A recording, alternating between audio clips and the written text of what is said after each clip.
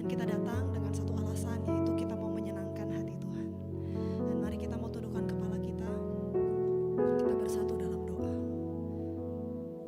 Tuhan Yesus, terima kasih ya Bapa untuk kebaikan-Mu, penyertaan-Mu Tuhan. Kami boleh sehat Tuhan, kami boleh dalam keadaan baik ya Bapa. Kami mengucap syukur Tuhan untuk kebaikan yang terus Tuhan izinkan terjadi dalam hidup kami. Kami percaya Tuhan, kami percaya semua karena Engkau begitu mengasihi kami Tuhan. Dan biarlah Tuhan pada pagi hari ini Tuhan, saat kami datang, kami membawa syukur kami yang terbaik, kami bawa pujian kami yang terbaik dan hati kami yang terbaik. Bukan hanya sekedar karena kami ingin mengejar berkat-Mu, tapi lebih dari itu Tuhan. Engkaulah satu-satunya alasan kami hidup, Engkaulah satu-satunya alasan kami ada. Dan kami rindu Tuhan untuk menyembah Engkau, merasakan Engkau Tuhan pada pagi hari ini. Engkau yang bertahta, berkarya Tuhan di atas puji-pujian umat-Mu ya Bapa. Dan Engkau satu-satunya nama yang disenangkan atas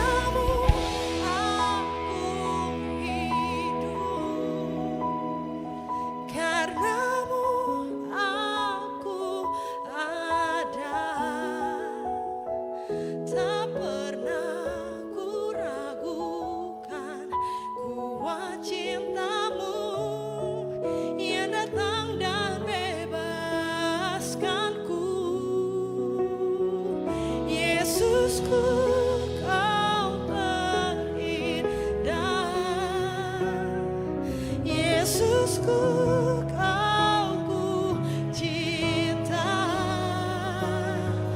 tak akan berhenti meninggikanmu. Kau satu-satunya alasan ku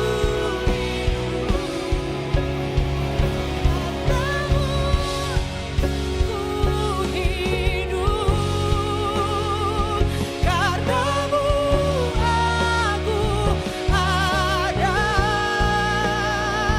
tak aku ragukan kuat cintamu yang datang dan bebaskan aku.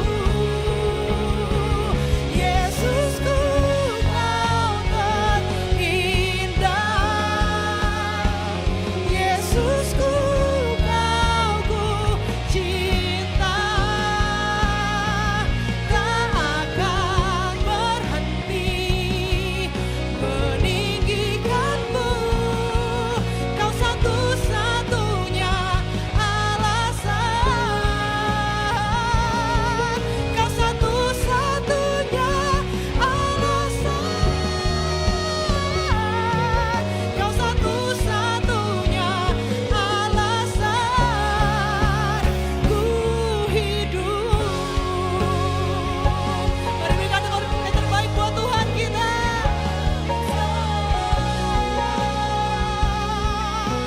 Haleluya, haleluya.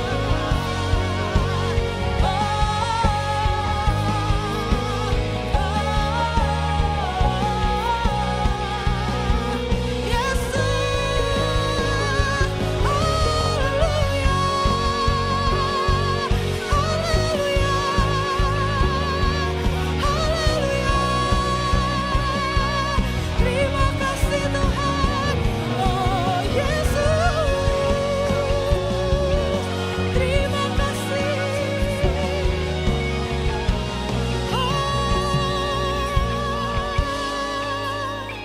Terima kasih Yesus, Kau satu-satunya alasan untuk kami hidup. Terima kasih, kami bersyukur Tuhan.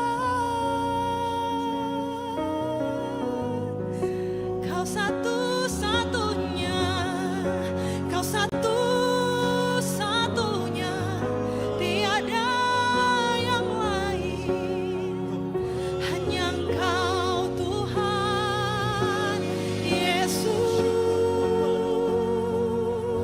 Yesus, Yesus.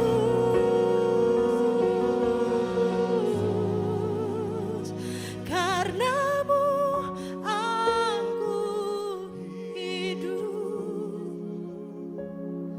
karenamu. Ya benar Tuhan, tak ku ragukan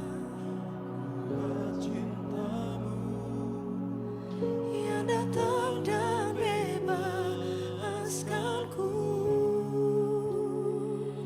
Yesusku, sungguh Kau yang terindah Tuhan. Yesusku, Kau ku cinta, tak akan berhenti meninggikanmu. Kau satu-satunya. Sekali lagi dari hati kita katakan, karena Yesus saja, karenamu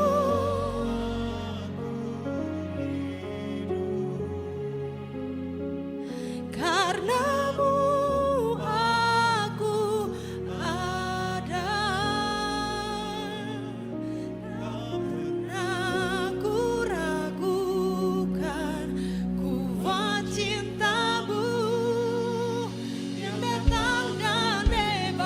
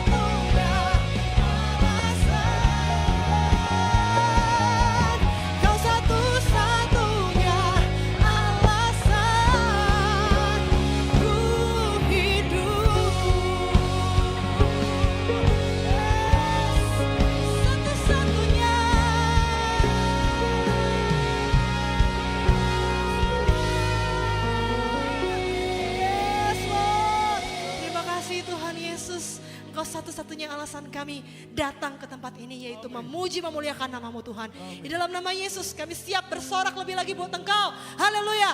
Amin. Shalom Bapak Ibu, selamat pagi. Berapa banyak yang bersuka cita pagi hari ini? Lambaikan tangan kita, yuk mari nyatakan ada kuasa dalam namanya. Haleluya. Terima kasih Tuhan, kami percaya Tuhan. Nama-Mu berkuasa, Nama-Mu berkuasa di bumi dan di surga. Mari nyatakan namanya Tuhan, menara yang teguh, kota benteng perlindunganku. Kau Allah yang perkasa. Amin. Ya Bapa yang kekal, gunung batu keselamatanku. Mari semangat nyatakan, Engkau yang termulia di bumi di surga, termasyur perkasa selamanya. Amin. Engkau yang berkuasa di dalam segala hal, ada kuasa dalam nama Yesus. Sorakan haleluya. Sorakan sekali lagi haleluya. Terima kasih Tuhan. Mari nyatakan namanya. Namanya Tuhan, menara yang teguh, kota benteng perlindunganku. Kau Allah yang perkasa, perkasa, ya Bapa yang kekal, gunung batu keselamatanku. Mari sama-sama nyatakan, Engkau yang termulia di bumi di surga, termasyur perkasa selamanya. Engkau yang berkuasa di dalam segala hal, ada kuasa dalam nama Yesus. Saya ingin nyatakan, Engkau yang termulia di bumi di surga, termasyur perkasa selamanya. Engkau yang berkuasa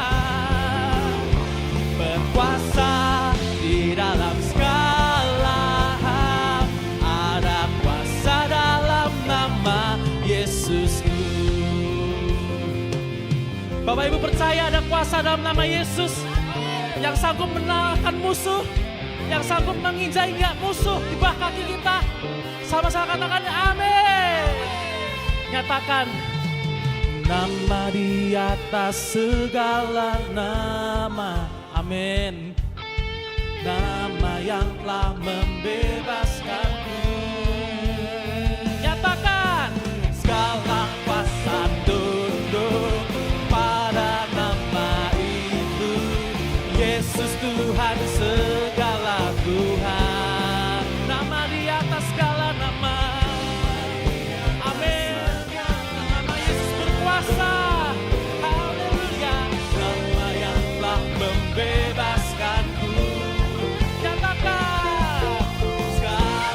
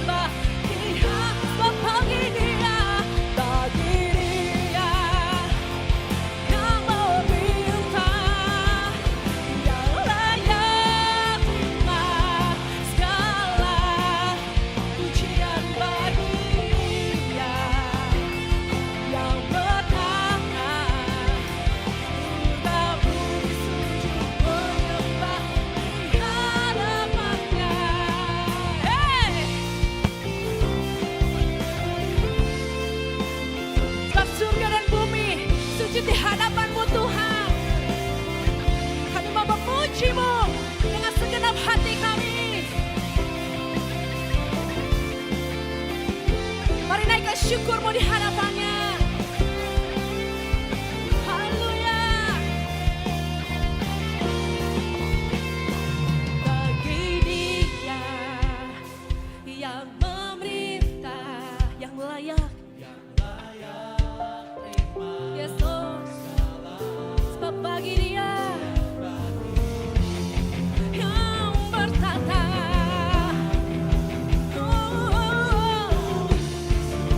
menyembah di hadapannya. Bagi Dia yang memerintah, yang layak terima segala pujian. Bagi Dia yang bertata, surga pun sujud menyembah di hadapannya. Surga pun sujud menyembah di hadapannya. Surga pun sujud menyembah di hadapannya. Yes. Mari kita bertepuk tangan bagi Tuhan, sebab hanya bagi-Mu segala kemuliaan.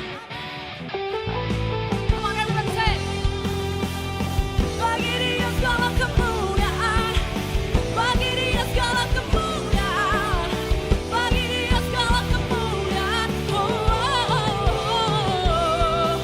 oh, oh, oh,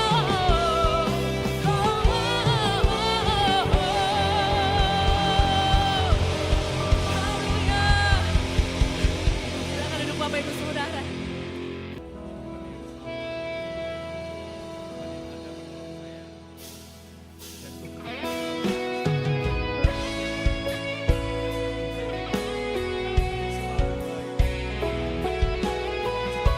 Memenuhi segala keperluan kami. Terima kasih Tuhan. Mari jemaat Tuhan sama-sama datang dengan iman, kita naikkan pujian ini sebagai Allah yang luar biasa. Haleluya.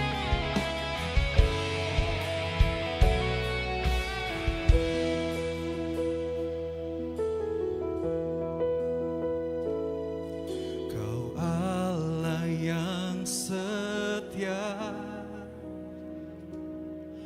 Bapa yang mulia, kasih-Mu besar Tuhan. Kau pulihkan hidupku, hanya Kaulah harapan kami. Kaulah harapanku, hidupku dalam-Mu. Terima kasih Tuhan.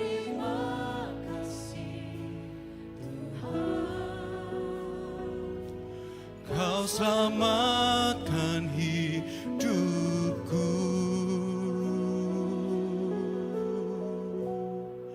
Dengan apa kan ku balas segala kebaikan-Mu?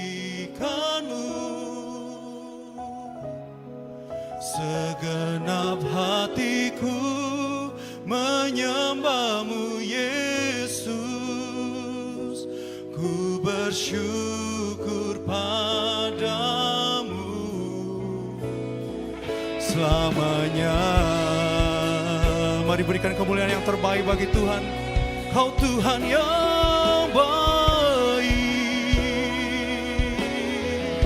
sungguh teramat baik. Oh. Mari dari awal kita naikkan pujian ini, katakan, Kau Allah yang setia. Kau Allah yang setia, Bapa yang mulia, Bapa yang mulia, kasih-Mu besar Tuhan. Kau pulihkan hidupku. Kaulah harapanku. Hidupku dalam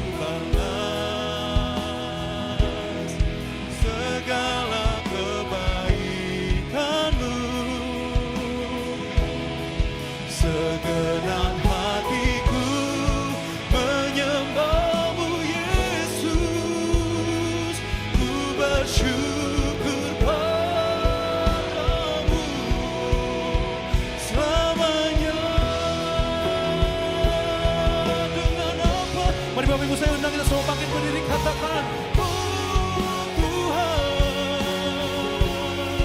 segala kebaikan-Mu, segenap hatiku menyembah-Mu Yesus.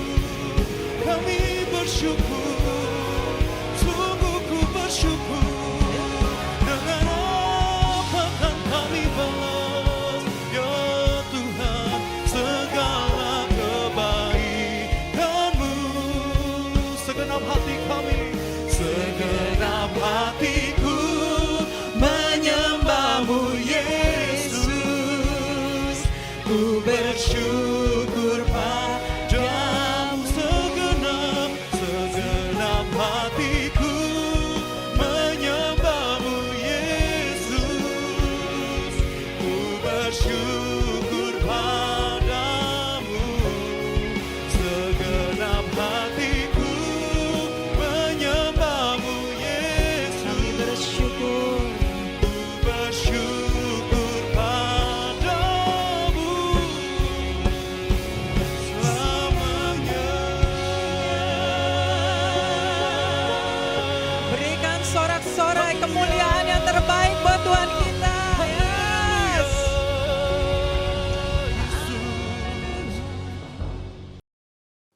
Shalom.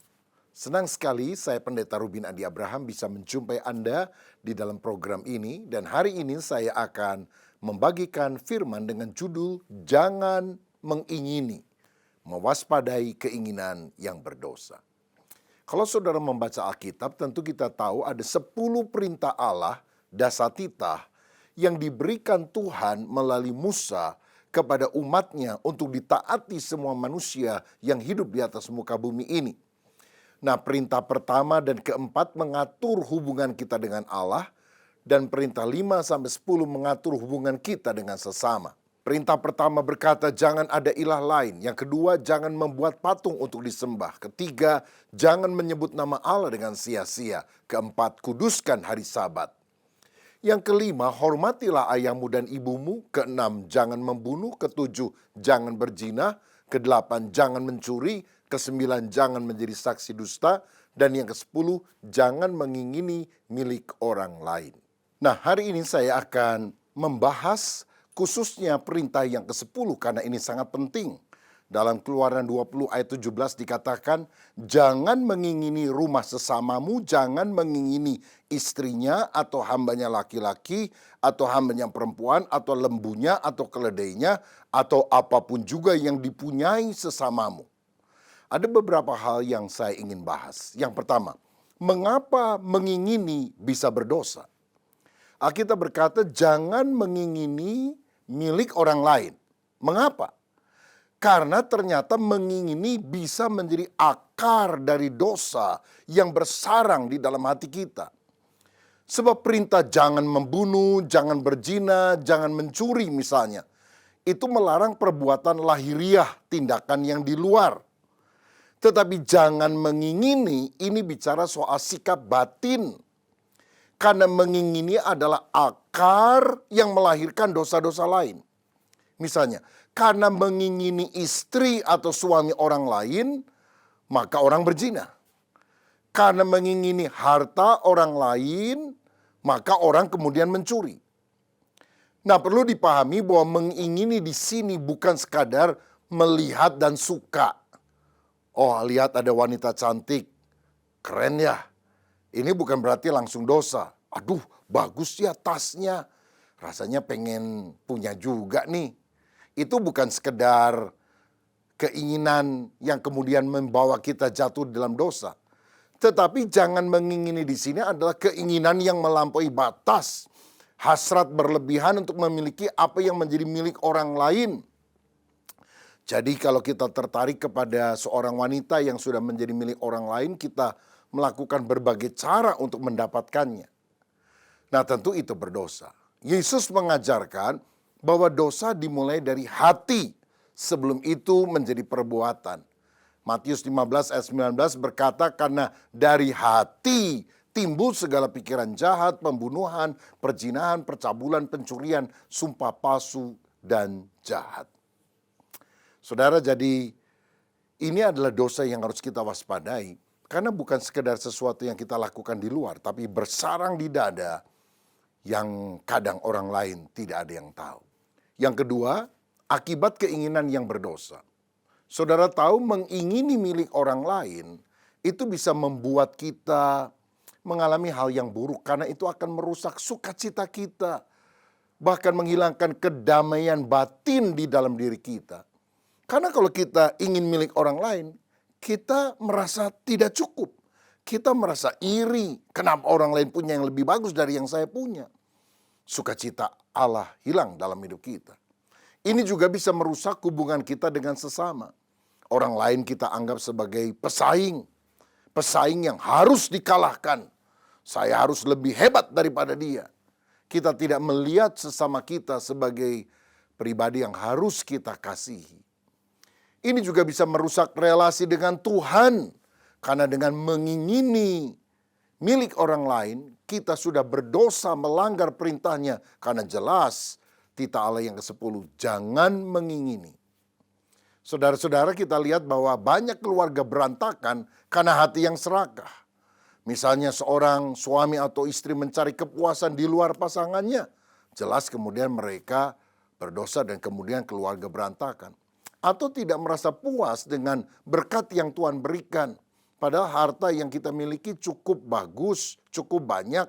Tapi kita lihat ada orang lain yang lebih hebat. Dan kita menginginkan diri kita seperti itu. Maka keluarga kita kemudian menjadi berantakan gara-gara keinginan yang tidak ada habisnya. Kita melihat beberapa contoh tokoh Alkitab yang berdosa karena mengingini. Daud misalnya, mengingini Batsheba, istri orang lain, lalu berzina dengan dia dan merencanakan kematian atau bahkan pembunuhan Uria, suami daripada Batsheba. Jadi dari keinginan menjadi perzinahan, lalu menjadi pembunuhan. Ahan adalah orang yang mengingini barang rampasan di Yeriko yang tidak boleh diambil atas perintah Tuhan. Lalu dari menginginkan dia mencuri barang itu. Dia menyembunyikan. Lalu ketika ditanya dia berdusta tentang tindakannya itu. Sehingga ini mendatangkan bencana bagi seluruh Israel. Bayangkan, dari menginginkan bisa jadi perzinahan, bisa jadi pembunuhan. Dari menginginkan bisa menjadi pencurian, bisa menjadi dusta. Maka mengingini milik orang lain ini sesuatu yang berbahaya.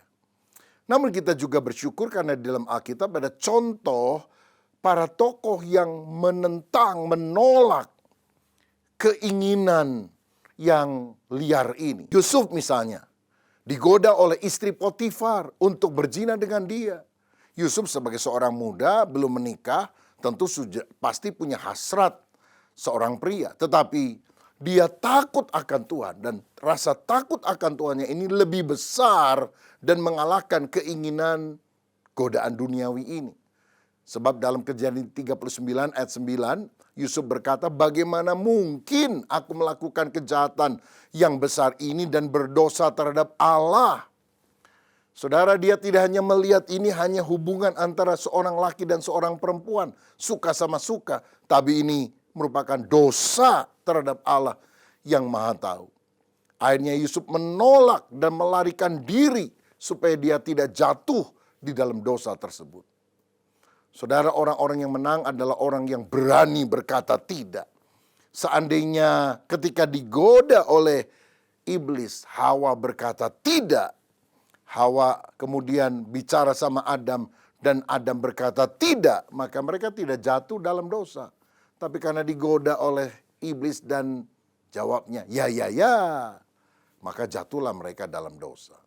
Saya juga melihat tokoh lain, Musa adalah orang yang berani menolak kenikmatan dunia karena dia berpegang pada prinsip kebenaran. Dalam Ibrani 11 ayat 24 dikatakan, karena iman maka Musa setelah dewasa menolak disebut anak putri Firaun. Karena ia lebih suka menderita sengsara dengan umat Allah daripada untuk sementara menikmati kesenangan dari dosa. Ia menganggap penghinaan karena Kristus sebagai kekayaan yang lebih besar daripada semua harta Mesir, sebab pandangannya ia arahkan kepada upah. Saudara, sebagai seorang anak putri Firaun, dia mendapatkan harta yang melimpah. Tetapi dia menolak semua jabatan dan kebanggaan itu karena dia sadar dia adalah orang Yahudi, orang Israel. Dia adalah umat Allah. Dan dia menolak harta duniawi itu karena dia tahu ada harta sorgawi yang jauh lebih mulia daripada apa yang ditawarkan. Jadi kalau kita bisa pelajari beberapa tokoh atau nama tadi, Daud jatuh karena fokus pada keinginan di dalam hatinya, keinginan untuk memiliki istri orang lain. Ahan jatuh karena fokus pada harta dunia, harta benda yang dilarang untuk dimiliki oleh Tuhan kepada orang Israel. Sedangkan sebaliknya, Yusuf menang karena fokus pada takut akan Allah, menghormati Allah, tidak mau melanggar perintah Allah. Dan Musa juga menang karena fokus pada upah di sorga yang lebih besar daripada harta dunia. Jadi kalau kita fokus pada hati kita yang ingin merenggut milik orang lain, baik harta ataupun orang, maka kita jatuh dalam dosa. Tapi kalau kita takut akan Allah, sadar ada pahala sorgawi. Aduh, kalau saya melakukan ini, Tuhan akan berduka. Pahala sorgawi akan lalu daripada hidupku. Maka kita akan lebih kuat di dalam setiap godaan. Yang ketiga, sumber keinginan yang berdosa. Saudara, tahukah saudara apa yang menyebabkan orang menginginkan sesuatu yang bukan miliknya? Karena dia tidak puas terhadap anugerah Tuhan. Kita seringkali gagal melihat dan mensyukuri berkat yang sudah Tuhan berikan. Kita berpikir jika saya punya sesuatu seperti dia, baru saya akan lebih bahagia. Ini artinya kan meragukan kebaikan dan kecukupan pemeliharaan Allah dalam kehidupan kita. Ketika kita mengidam-idamkan properti, mungkin rumah, atau toko, pabrik milik orang lain, status hidup seperti dia, atau hubungan orang lain dengan pasangannya misalnya. Maka kita mengubah objek keinginan itu menjadi berhala di dalam diri kita. Karena kita menganggap sumber kebahagiaan utama kita bukan Tuhan, tetapi barang-barang atau orang-orang itu. Makanya Bapak Ibu Saudara, dalam hidup ini jangan selalu melihat ke atas. Ada orang lebih hebat dari saya ingin seperti dia. Tapi kita juga harus bisa melihat ke bawah. Dan kita perhatikan banyak orang-orang yang jauh kurang beruntung dibandingkan dengan kita. Tapi mereka bisa hidup bahagia, mereka bisa hidup rukun bersama dengan keluarga, mereka bisa mencukupkan diri dengan kebutuhan sehari-hari walaupun gajinya sangat terbatas. Kalau kita melihat ke atas, kita jadi iri. Kalau kita melihat ke bawah, kita menjadi bersyukur dan ingin menolong orang lain. Tapi ada pertanyaan penting. Apakah benar kita tidak boleh mengingini sesuatu? Misalnya, apa tidak boleh saya ingin sukses? Saya ingin berhasil di dalam pekerjaan. Saya ingin kaya. Saya ingin punya kestabilan dalam finansial. Apa bedanya keinginan yang suci atau murni dan keinginan yang berdosa? Perintah jangan mengingini, don't covet, dalam Alkitab sebetulnya tidak melarang ambisi atau keinginan untuk sukses yang wajar. Tapi melarang jenis keinginan tertentu yang berakar pada dosa. Jadi kalau keinginan yang murni untuk kemajuan, boleh-boleh saja. Tapi kalau sudah menyebabkan kita serakah, jatuh dalam dosa, itu yang dilarang oleh Tuhan. Jadi boleh menginginkan kesuksesan, kestabilan atau kecukupan finansial, tetapi dengan syarat dan fokus yang benar. Sebab Alkitab sebetulnya mendukung etos kerja yang baik. Misalnya, Kolose 3:23, apapun juga yang kamu perbuat, perbuatlah dengan segenap hatimu seperti untuk Tuhan dan bukan untuk manusia. Dalam Amsal 6 ayat 6 ada nasihat, hai pemalas pergilah kepada semut, perhatikanlah lakunya dan jadilah bijak. Atau Amsal 10 ayat 4 yang berkata, tangan yang lamban membuat miskin, tetapi tangan orang rajin menjadikan kaya. Jadi boleh saja kita rajin bekerja untuk mendapatkan kekayaan. Bahkan itu didorong dengan kebenaran firman. Sehingga keinginan untuk sukses dan memiliki stabilitas finansial bukan dosa, asalkan didorong oleh motivasi yang benar. Nah, apa saja motivasi yang benar itu? Misalnya untuk menjadi berkat. Jadi berkat bagi diri kita dan keluarga, kita nggak berhutang, kita tidak membebani orang lain, tetapi punya uang sehingga keluarga kita bisa hidup sejahtera, tidak berdosa. Sebaliknya justru kalau saudara nggak punya uang lalu kemudian mencuri, itu yang berdosa. Lalu motivasi untuk menjadi berkat juga termasuk saya punya uang, saya bisa menyumbang untuk pekerjaan Tuhan, mengembalikan persepuluhan, memberikan persembahan, mendukung pekerjaan misi. Ini kan jadi berkat. Menolong orang miskin yang membutuhkan, menolong saudara yang kurang beruntung. Nah, kalau motivasinya jadi berkat bagi sesama, jadi berkat untuk mendukung pelayanan pekerjaan Tuhan, ini sesuatu yang mulia. Tetapi yang kedua, kita juga ingin agar melalui pekerjaan dan penghasilan kita bukan hanya menjadi berkat bagi diri dan sesama, tetapi juga untuk memuliakan nama Tuhan. Kalau kita melihat pekerjaan adalah kesempatan pelayanan, dan kita bisa menjadi saksi di marketplace. Sehingga orang bilang, apa rahasia suksesmu? Dan saudara bisa bilang, saya baca firman setiap hari. Saya berdoa kepada Tuhan. Saya hidup takut akan Tuhan. Kamu juga mesti percaya kepada Yesus. Dia sumber berkat. Dan lebih daripada mendapatkan berkatnya, kamu harus ketemu dengan sumbernya, dengan pribadinya, dengan percaya kepada Yesus. Dengan demikian kan saudara bisa menjadi saksi. Memuliakan nama Tuhan. Tetapi tentu saja kita harus tetap waspada karena pada zaman modern ini keinginan untuk sukses dan kaya sangat mudah bergeser menjadi mengingini yang berdosa. Karena keserakahan, ketamakan itu seringkali menyelinap tanpa kita sadari. Makanya kita perlu jaga hati. Sehingga beda keinginan yang murni dan keinginan yang berdosa terletak pada motivasi hati. Jagalah hatimu dengan segala kewaspadaan karena dari situlah terpancar kehidupan. Keinginan yang murni itu berfokus pada usaha, kualitas kerja, bukan pada menginginkan milik orang lain. Keinginan yang murni itu motivasinya cinta kepada Tuhan dan sesama, bukan egois dan iri hati. Sikap hatinya penuh dengan syukur, bukan dengan dengki kepada orang lain. Sikap kita kepada sesama juga benar. Kita bersuka cita kalau rekan kita maju. Oh, hari ini dia diberkati Tuhan. Pada gilirannya saya juga pasti akan diberkati Tuhan. Nggak boleh cemburu, apalagi benci, menganggap orang lain saingan atau musuh. Dan tujuannya adalah untuk kemuliaan nama Tuhan.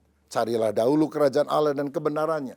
Semua yang lain akan ditambahkan kepadamu. Bukan untuk kemuliaan diri atau fokusnya hanya mengejar harta duniawi ini. Nah, misalnya ya, orang yang punya keinginan maju yang murni, seperti apa? Kalau saudara pengusaha, engkau kerja keras, mungkin siang hingga malam, untuk meningkatkan kualitas produk, berinovasi, dan juga memperlakukan karyawan dengan adil. Tujuannya adalah agar perusahaan Anda itu bisa memberi pekerjaan yang baik kepada banyak orang, menjadi contoh etika bisnis yang benar, dan juga kita bisa memberi untuk pekerjaan Tuhan. Sedangkan contoh orang yang punya keinginan berdosa, misalnya kalau ada seorang karyawan yang merasa marah dan iri kepada rekan kerjanya yang dipromosikan oleh atasannya. Dia kemudian mulai bergosip, merendahkan rekan kerjanya, ingin menjatuhkan dia, bahkan menyabotase hasil pekerjaan rekannya itu agar dia yang terlihat lebih unggul untuk mendapatkan posisi itu, sedangkan temannya digeser. Jadi fokusnya bukan pada bagaimana dia mengembangkan dirinya dengan baik supaya bisa dipromosikan, tapi dia berusaha menjatuhkan orang lain. Jadi saudara sekalian, fokus kita itu harus pada kinerja yang bagus dan unggul, bukan iri dan ingin menyabotase apa yang dimiliki oleh orang lain. Hal keempat, bagaimana mengatasi keinginan berdosa? Saudara, karena mengingini adalah masalah hati, solusinya harus datang dari kuasa yang lebih besar dari kehendak hati kita. Dan itu adalah pribadi Roh Kudus, Roh Allah sendiri. Jantung manusia itu hanya sekepalan tinju besarnya, tapi keinginannya lebih besar dari seluruh dunia. Tapi Alkitab berkata, Allah lebih besar dari hati kita. Berarti kalau Allah menguasai seluruh keinginan hati kita, maka kita akan menjadi orang yang benar dalam sikap hati dan kehidupan di hadapan Allah. Hanya Roh Kuduslah yang punya kemampuan untuk mengalahkan keinginan daging, keinginan liar di dalam kehidupan kita dan menundukkannya sesuai dengan firman Tuhan. Dalam Galatia 5 ayat 16 dikatakan, maksudku ialah hiduplah oleh roh, maka kamu tidak akan menuruti keinginan daging. Daging di sini maksudnya hawa nafsu, nafsu jahat, nafsu liar yang seringkali menguasai pikiran dan hati kita. Jadi ada 3 langkah yang harus kita lakukan kalau kita ingin menang atas semua godaan-godaan keinginan jahat dalam hidup kita. Pertama, bertobat. Mengakui bahwa mengingini milik orang lain adalah dosa. Mari kita minta kepada Roh Kudus untuk menyelidiki hati kita. Apakah yang saya inginkan ini selaras dengan hatinya Tuhan? Ataukah hanya untuk memupuk ego saya sendiri? Apakah ini akan membawa saya lebih dekat kepada Tuhan? Atau justru akan menjauhkan saya daripada Dia? Maka kalau kita menyadari ada sikap hati yang tidak benar, kita bertobat, kita minta ampun. Sehingga kita minta Tuhan menguasai hidup kita. Yang kedua, bersyukur dan merasa cukup. Saudara, kemenangan atas dosa mengingini yang merupakan perintah ke-10 ini terjadi ketika Roh Kudus memampukan kita mengalihkan hasrat hati kita dari hal-hal yang fana, yaitu apa yang dipunyai oleh sesama kita, menjadi kepuasan akan Kristus sebagai harta sejati. Seperti Rasul Paulus, setiap hari kita harus melatih hati kita untuk merasa cukup. Filipi 4 ayat 11 dan 12 berkata, kukatakan ini bukanlah karena kekurangan, sebab aku telah belajar mencukupkan diri dalam segala keadaan. Aku tahu apa itu kekurangan dan aku tahu apa itu kelimpahan. Dalam segala hal dan dalam segala perkara tidak ada sesuatu yang merupakan rahasia bagiku. Baik dalam hal kenyang maupun dalam hal kelaparan. Baik dalam hal kelimpahan maupun dalam hal kekurangan. Saudara, belajar merasa cukup dengan berkat Tuhan. Sebetulnya penghasilan kita bisa memenuhi kebutuhan hidup kita. Tapi tidak akan pernah bisa memenuhi gaya hidup kita. Karena kebutuhan hidup itu simpel dan murah. Gaya hidup itu ingin gengsi yang mahal dan ribet. Mari belajar menjaga hati supaya tidak serakah. Dan ini harus dimiliki bahkan dari sejak masa kecil seseorang. Ada seorang anak kecil di pintu gerbang sekolah nangis. Ada seorang bapak yang lagi nunggu anaknya keluar dari ruangan kelas untuk pulang. Tanya, kenapa nangis nak? Saya tadi dikasih uang jajan 50.000 sama mama, tapi hilang. Saya nggak bisa jajan. Bapak ini kasihan. Dia bilang, udah jangan nangis nih, ada uang 50.000 buat kamu. Hore! Anak ini seneng. Tiba-tiba dia nangis lagi. Loh, kenapa nangis lagi? Kan 50.000 udah diganti. Dia bilang, iya, tapi kalau uang saya tadi yang 50.000 pertama nggak hilang, saya dapat 100.000. Sekarang uang saya cuma 50.000. Waduh, serakah ini, penyakit repot ini. Kalau sudah begini, saudara. Makanya kita harus bersyukur untuk apa yang Tuhan sudah berikan. Dan merasa cukup. Jangan kita jadi orang yang nggak mau kalah sama orang lain. Pernah dengar cerita, saudara sekalian, satu kali ada 2 orang pengusaha yang selalu bersaing. Satu hari malaikat datang kepada pengusaha yang pertama. Dia bilang, Tuhan akan mengabulkan doamu. Apa saja yang kamu minta, Tuhan kabulkan. Kamu minta rumah 5, Tuhan kasih. Kamu minta mobil 10, Tuhan kasih. Apa saja. Waduh, dia senang sekali. Tapi ada ketentuannya, kata malaikat. Ketentuannya adalah apapun yang kamu dapatkan, Tuhan akan kasih 2 kali lipat kepada sainganmu. Waduh, dari sukacita berubah jadi kesel. Aku nggak mau, aku diberkati itu, tapi sainganku lebih diberkati daripada saya. Setelah dia pikir-pikir, dia bilang, malaikat, saya minta ini aja deh, tolong mata saya satu sebelah kiri dibuat buta.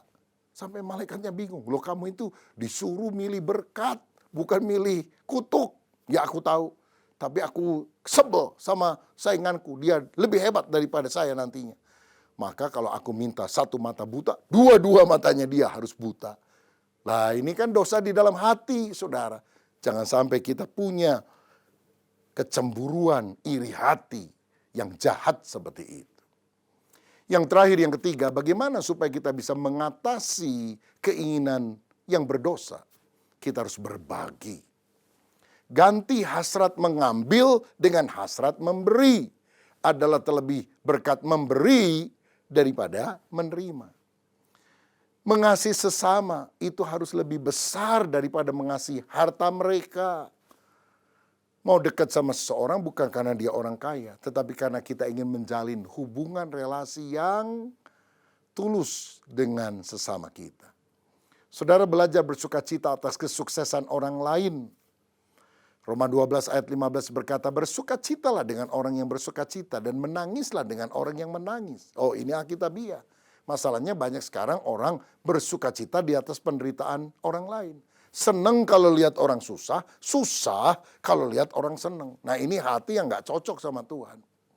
Saudara, tetapi kalau kita belajar bersukacita melihat keberhasilan orang lain, ini adalah bukti bahwa Roh Kudus sedang menyingkirkan akar pahit di dalam hati kita. Menyingkirkan iri hati dan keserakahan di dalam hati kita. Dan hidup kita bisa dipakai Tuhan menjadi berkat. Saya teringat di Amerika Serikat, ada seorang kaya bernama John Rockefeller. Dia pengusaha minyak yang kaya raya. Waduh, usahanya maju tapi dia sangat serakah, sangat egois, menekan orang. Umur 50 sekian dia mengalami gangguan syaraf yang hebat dan dokter berkata, umur Anda nggak akan panjang. Mungkin cuma beberapa bulan lagi. Waduh, dia nangis, dia cari dokter yang paling hebat tapi rasanya dia nggak bisa disembuhkan. Mungkin saudara, kalau saya baca dalam Alkitab, ada cerita tentang pohon yang tidak berbuah. Lalu mau ditebang. Tapi kemudian ada pengusahanya bilang, Tuhan jangan ditebang deh. Gimana kalau kasih waktu 1 tahun? Saya akan beri pupuk, saya akan rawat. Kalau udah setahun nggak berbuah juga ya baru ditebang. Nah mungkin Tuhan juga pikirin Rockefeller udah dikasih kaya, hebat. Nggak berbuah-buah bagi orang lain. Tebang! Tapi ternyata saudara mendengar nyawanya tinggal sedikit. Dia kemudian mulai berubah. Buat apa harta yang begitu banyak? Dia kemudian kasih uangnya membantu mendirikan rumah sakit. Membantu pendidikan di sekolah, di universitas. Membantu pembangunan gereja, membantu misi. 3 bulan belum mati. 6 bulan. 1 tahun belum mati. 2 tahun belum mati. Saudara tahu dia mati bukan umur 50-an. Puluhan tahun kemudian di usia 98 tahun. Ya kalau sudah 98 ya udah waktunya lah ya. Saudara-saudara, kenapa dia sakit, pelit, serakah? Kenapa dia sembuh, memberi, jadi berkat. Karena itu mari kita mewaspadai keinginan berdosa dalam hidup kita. Jangan mengingini milik orang lain. Tapi biarlah kita minta Roh Kudus memelihara kita. Supaya hati kita tidak serakah. Tapi suka berbagi kepada orang lain. Hidup jadi berkat bagi orang lain. Merasa cukup dengan apa yang Tuhan sudah berikan dalam hidup kita. Kita perlu bertobat dari sikap yang salah. Dan kita memiliki sikap yang benar di hadapan Tuhan.